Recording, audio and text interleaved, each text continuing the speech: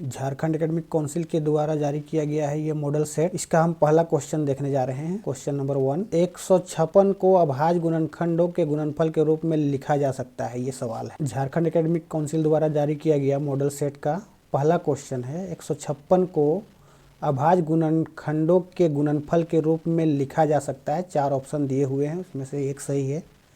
तो उसके लिए आप इधर देख सकते हैं 156 का हम अभाज्य गुणनखंड कर रहे हैं। 2 सते 14, यहाँ से एक बच रहा है 16, 2 8 16।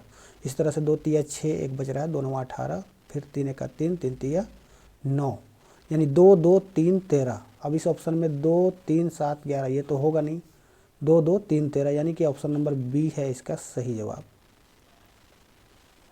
आगे बढ़ेंगे और क्वेश्चन नंबर 2 देखेंगे हम लोग।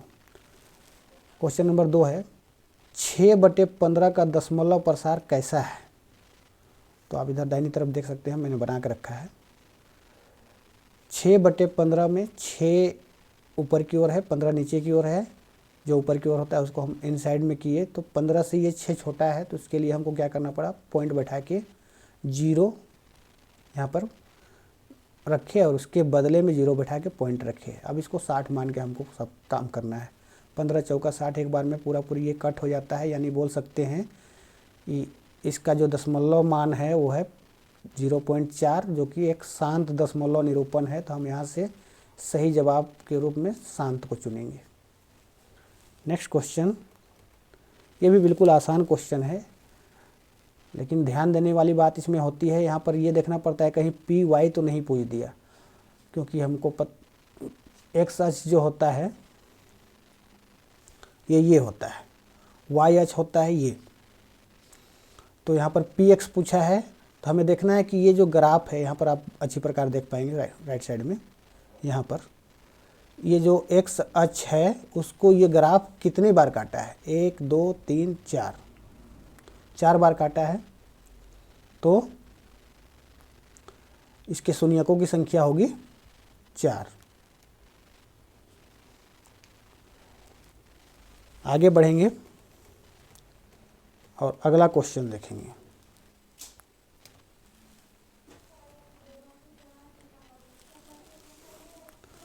हाँ, तो अगला सवाल है, कुछ व्यवधान आ गया था इसमें। अगला सवाल जो क्वेश्चन नंबर 4 है, द्विघात बहुपद x² - 7x + 12 के शून्यकों का योग निम्नलिखित में चुने। शून्यकों का योग, शून्यक किसे बोलते हैं, किसी भी समीकरण, इसी द्विघात समीकरण के 2 आंसर होते हैं, उन दोनों आंसरों को शून्यक बोला जाता है। शून्यक अल्फा और बीटा के नाम से जाने जाते हैं। एक आंसर अल्फा होता है, दूसरा बीटा होता है। तो शून्यक का योग यानी अल्फा प्लस बीटा बराबर सूत्र होता है -b/a। अब ये ए बी सी क्या है वो यहाँ से देख सकते हैं। x² के साथ जो गुणांक होता है वो a कहलाता है, और x के साथ जो गुणांक होता है वो b कहलाता है, और जो बिना x या y के मतलब खाली होता है उसको c बोला जाता है। ये 12 है।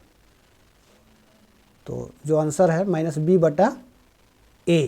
b क्या है यहाँ पर -7, और फॉर्मूला में भी माइनस है, तो दोनों माइनस रखेंगे हम, माइनस माइनस प्लस 7/1, यानी कि आंसर होगा 7। इसका सही जवाब होगा 7।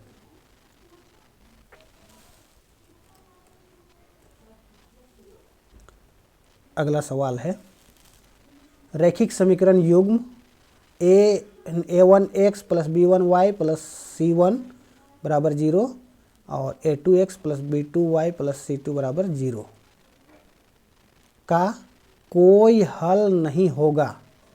कब कोई हल नहीं होता है?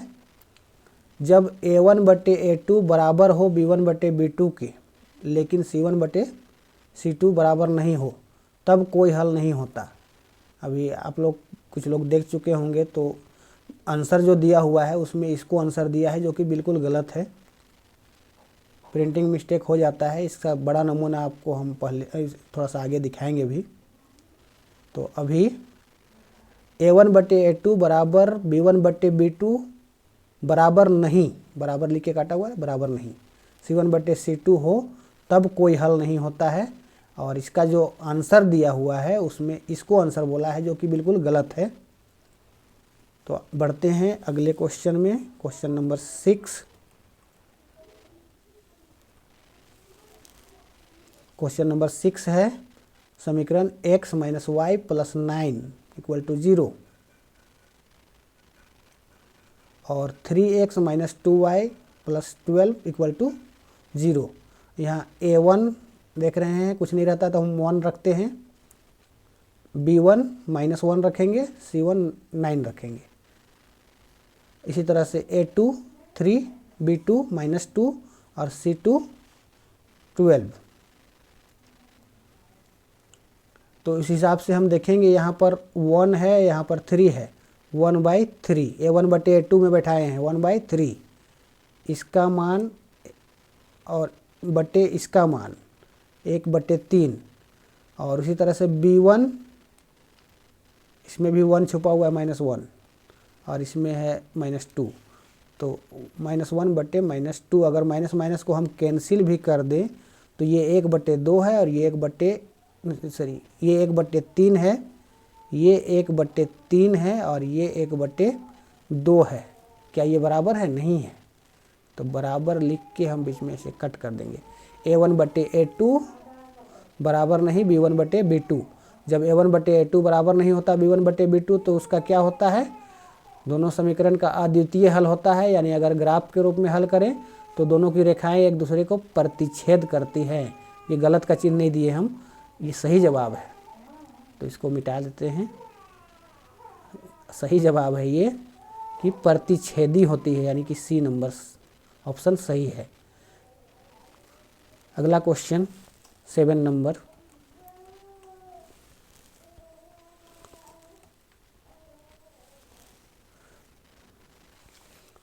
क्वेश्चन में बढ़ते हैं। 7 नंबर क्वेश्चन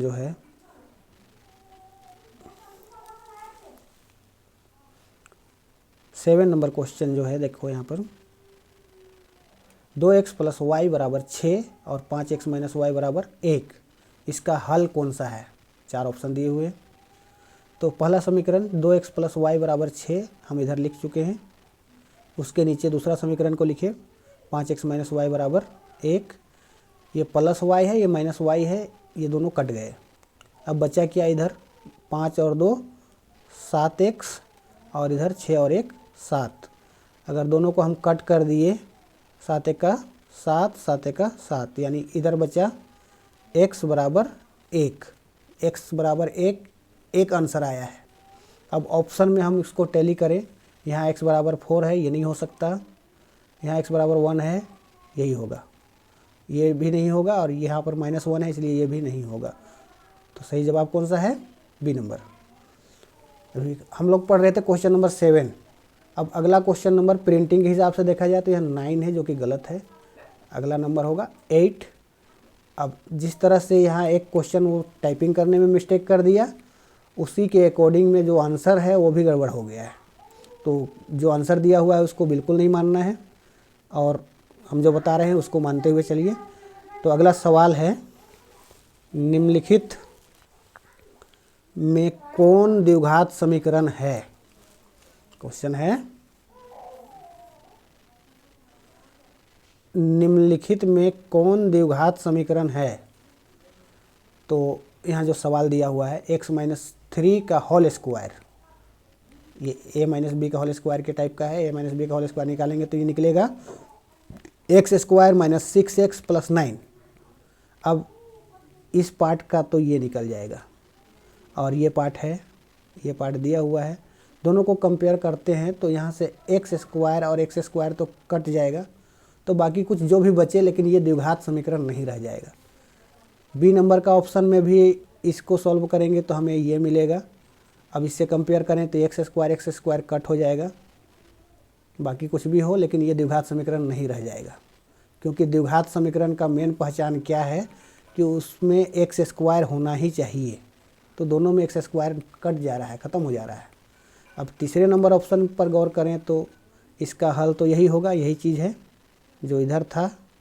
वही चीज़ यहाँ पर है इसका हल। और इधर की ओर क्या है, 2 ब्रैकेट के अंदर है x माइनस 3 जो कि गुना होगा बाहर वाला अंदर वाले से, 2x माइनस 2 3 6। द्विघात समीकरण के लिए हमको सबको एक साइड में करना पड़ेगा, इधर 0 बचेगा। तो देखिए एक्स स्क्वायर प्लस 2x और ये माइनस 2x, ये दोनों खत्म हो जाएंगे, लेकिन फिर भी ये एक्स स्क्वायर बचा रहेगा, यानी कि ये द्विघात समीकरण कहलाएगा। यानी सही जवाब यही है, सी नंबर। अब डी नंबर क्यों नहीं हो सकता, यहाँ पर पावर 3 दिया हुआ है तो ये द्विघात समीकरण नहीं कहलाएगा, वो त्रिघात समीकरण हो जाएगा। और हमारा सवाल क्या है, द्विघात समीकरण के बारे में ही पूछा है यहाँ पर। तो सी नंबर ऑप्शन सही है। और ये था 8 नंबर क्वेश्चन। प्रिंटिंग में 9 है, उसको नहीं मानना है। इसी तरह से ये 10 नहीं है, ये 9 नंबर क्वेश्चन है। और 9 नंबर के आंसर अगर मिलाना हो तो उससे मिलाना। यहाँ पर है x square plus 7x plus 6 बराबर 0 की मूलों की प्रकृति। तो यहाँ a बराबर 1 है, a बराबर यहाँ पर 1 है, b बराबर 7 है, c बराबर 6 है।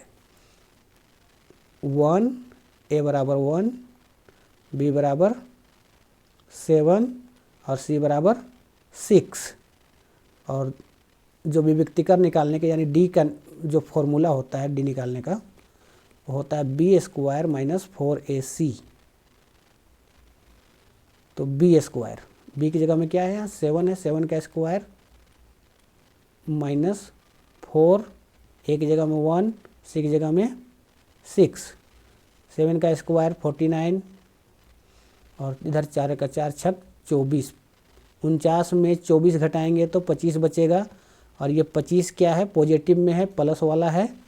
अगर प्लस वाला चीज़ हो तो मूल वास्तविक होता है, वास्तविक तथा असमान। डी बराबर अगर 0 से बड़ा चीज़ यानी प्लस वाला चीज़ आया तो वास्तविक होता है मूल। और ये कन्फ्यूजन करने के लिए समान, वास्तविक और समान नाम का कोई चीज़ नहीं है। वास्तविक तथा असमान मतलब कि 2 भिन्न भिन्न आंसर आएंगे। जब समान मूल होता है मतलब कि डी बराबर अगर 0 आता है आंसर तो उस टाइम होता है समान मूल। समान मूल में क्या होता है, 2 सेम टाइप के 2 आंसर आते हैं, अल्फ़ा और बीटा दोनों सेम होते हैं। और जब डी बराबर माइनस में आ जाता है तो उस टाइम वास्तविक नहीं होता है मूल। तो इस प्रश्न के लिए सही जवाब है बी नंबर। अब आंसर जो दिया हुआ है इसका, इसके अकॉर्डिंग में चलेंगे तो फिर आंसर सी को बोलेगा। तो बता चुके हैं कि यहाँ पर वो प्रिंट करने में मतलब टाइपिंग करने में वो सीरियल नंबर गड़बड़ कर दिया, एक क्वेश्चन 8 नंबर गायब हो गया और आंसर जो दिया है वो उसी क्रम में दे दिया है। इसलिए सही जवाब ये है, लेकिन आंसर जो दिया हुआ है उसमें ये मिलेगा जो कि गलत जवाब होगा। तो अभी प्रिंटिंग के हिसाब से 11वां नंबर, जो कि 11वां नहीं 10वां नंबर सवाल है, वो अंतिम सवाल है आज के लिए, उसको देखते हैं हम लोग।